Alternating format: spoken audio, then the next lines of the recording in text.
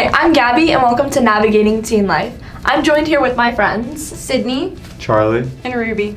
And we're going to be talking about driving, practicing driving, getting ready to drive, and driving safely. Let's cover it all. If you're a freshman or sophomore in high school, I bet you can't wait to get behind the wheel. I remember when I was 15, I'm pretty sure I had a countdown going to the days that I could get my permit. Yeah, when I applied for my permit test at first, I failed actually, but then I got my license on the first time. So. See, I failed my license test 3 times and then got it on the 4th try.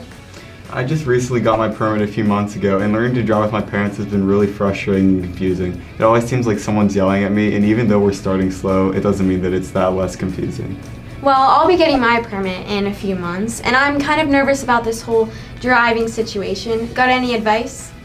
I think it's important that whenever you're learning how to drive with your parents, that they might try to passenger seat drive, but just remember that whatever they're saying, they're just trying to help you out and make sure that you're practicing good habits.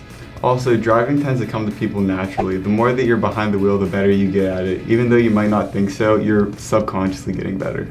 And definitely talk to them about how you want to learn to drive so it's comfortable for both of you guys. So once you get your license, what are some rules you need to keep in mind? Let's ask Dr. On for a professional point of view.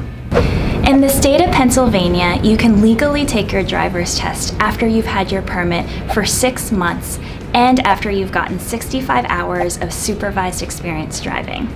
But once you get your license, it's not free rein on the road. You'll have your junior license, which means that you can't drive unsupervised at night between the hours of 11 p.m. and 5 a.m.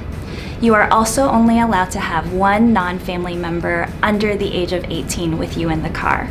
So don't offer to drive all your friends around after school.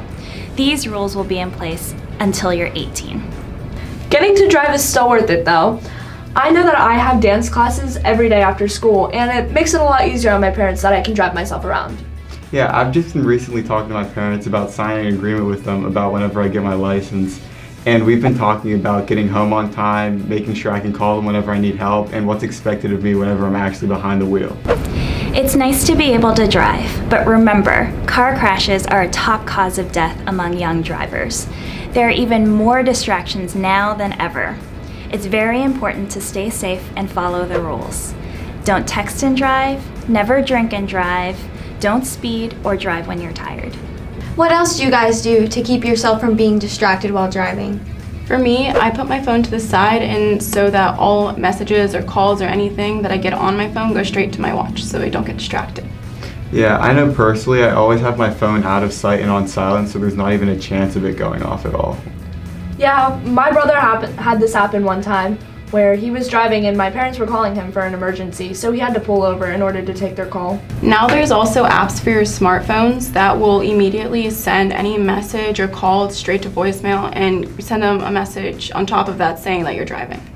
Yeah, I know a lot of modern cars these days have a hands-free device that helps you so that whenever you're answering a call, you can do it with just the touch of a button or even with your voice.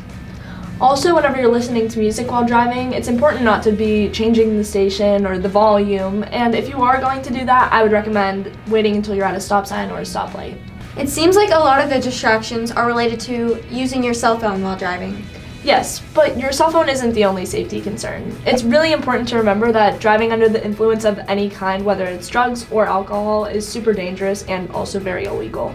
Even as a driver, you have to take into consideration that you are in charge of your passengers, and driving under the influence of any kind, you can get into much more trouble as well whenever you have a lot of more people in your car. It's also important that you don't have drugs or alcohol in your car because you can get in a lot of trouble for that as well. It sounds like it takes a lot to be a responsible driver. Remember, learning to drive doesn't have to be stressful or scary. The more you practice, the better you get, but you have to stay focused on what you're doing. And if you do get into a fender bender, don't panic. Pull off to the side of the road, take pictures of any damage to the cars, and get the other person's information, including their name, phone number, and insurance company. Then you can call your parents or notify emergency services and your insurance company if you have to. We covered a lot today, so if you still have questions, you can talk to a parent, a trusted adult, or your pediatrician.